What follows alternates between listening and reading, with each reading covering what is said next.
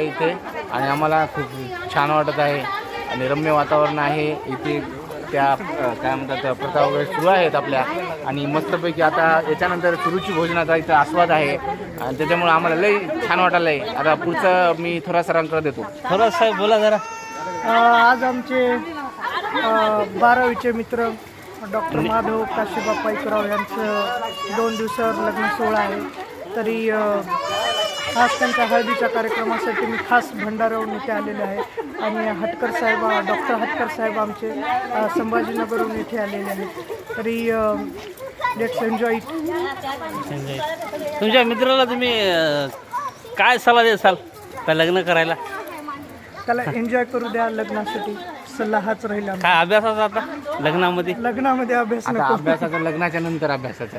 Okay okay. लग्नामध्ये फक्त enjoy जोरसे एकदम हार्ड.